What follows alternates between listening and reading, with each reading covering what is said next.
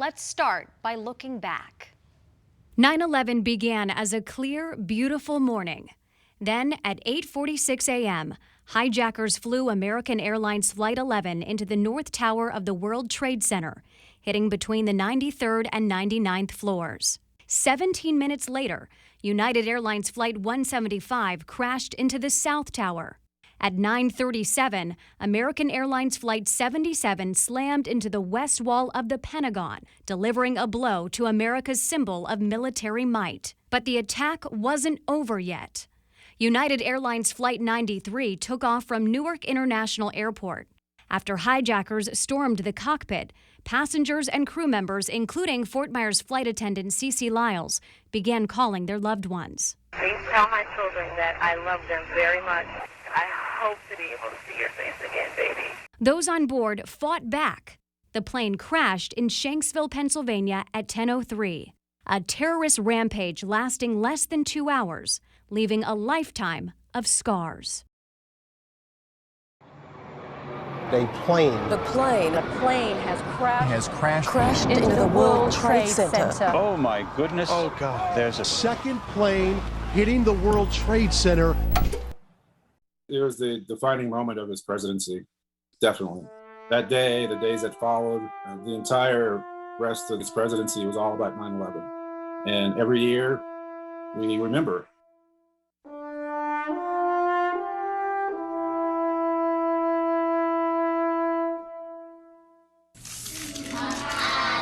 What word? Smile. Yes, smile. Read these words the fast way. Get ready. Smile. It was cramped, full of kids, full of press. And I'm walking around and I see it happen out of the corner of my eye. And after seeing the president's expression completely change, I realized that something had just happened.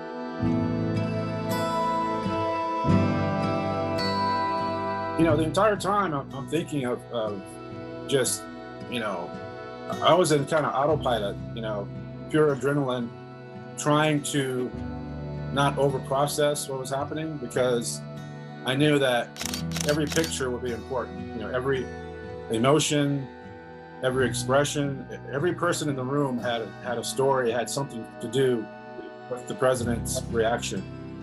And there was a very dramatic moment when Dan Bartlett, there's a picture of him pointing to the television because we hadn't seen the pictures of the second tower getting hit and that fireball that's burned into everyone's memory. And that's when the president turned to see that image for the very first time. So I thought that was a very important moment. That entire week was like, one long day. I don't think I remember sleeping that entire week. We did travel to Ground Zero, and that following Thursday, I believe it was, and that's another day that I'll never forget. A roller coaster of emotions that day. Seeing the mountains and mountains of rubble still burning, seeing it firsthand, feeling the heat from the fire that was still smoldering was very, very dramatic, very overwhelming. But also the emotions from the firefighters were even just top that. It felt like we were standing on a raw nerve when the president waded through the firefighters to greet them, to thank them, to hug them, to cry with them. They really wanted to interact with him. They really wanted him to do something. You can kind of feel the moment building to that famous bullhorn moment when the president stood on top of the rubble with the retired firefighter and spoke, the famous line. And the people who knock these buildings down will hear all of us soon. All the firefighters erupted in USA, and it was historic. The hair on my neck stood up.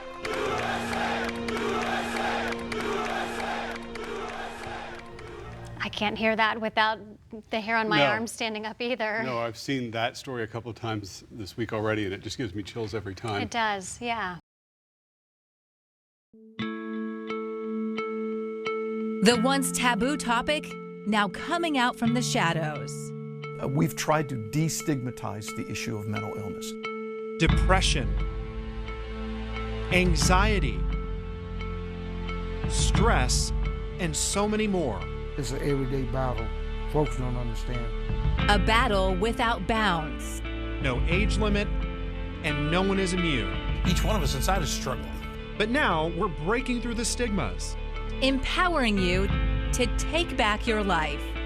If I approach my life like that, with the same grit and determination as a pro athlete, I can do simple things.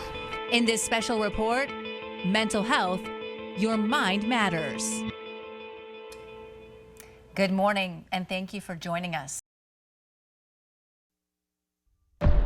Domestic violence, the hidden secret. Eyes filled with fear. Scars that run deep. Women and men. It was just abuse after abuse. Violence escalating. The stories, gut-wrenching. He had her out there and he had her locked in a big gate, and then he had all the windows and doors locked. The actions unimaginable.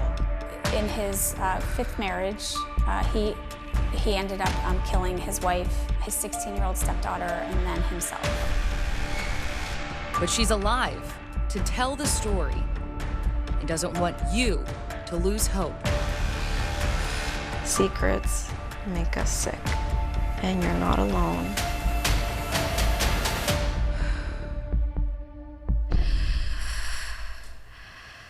You are not alone. Good morning, and thank you so much for joining us. One hurricane season. It's been quite an intense period of activity. More treacherous than the next. We've had more Category 4 and 5 landfalls from 2017 to 2021 than we have from 1963 to 2016. As one of nature's most destructive forces, year after year, closes in on Florida. It only takes one hurricane to hit your area to be a bad year. Protecting your home, your family, knowing when to get out. People need to be prepared for that sort of short-fused hurricane emergency. The Wink Weather Authority team and Southwest Florida's most powerful dual-pole Doppler radar. That was the American model. Providing pinpoint accuracy, zeroing in on your neighborhood. We have satellites, we have aircraft. We're seeing things we never saw before. What we've learned from the past to keep you safe in the future. In this special report, Hurricane Season 2022, Bracing for Impact. Bracing for Impact as hurricane season hits. The Weather Authority, here with you and for you. Storm. Let me show you an example of one of the things that struck me when I came to Homestead. After storm. These are the 60 or 70 mile an hour gusts. We lost a satellite dish up here. We're about to lose an antenna over there. After storm. We've had wind gusts around 70 to 80 miles an hour. Wink News. The Weather Authority.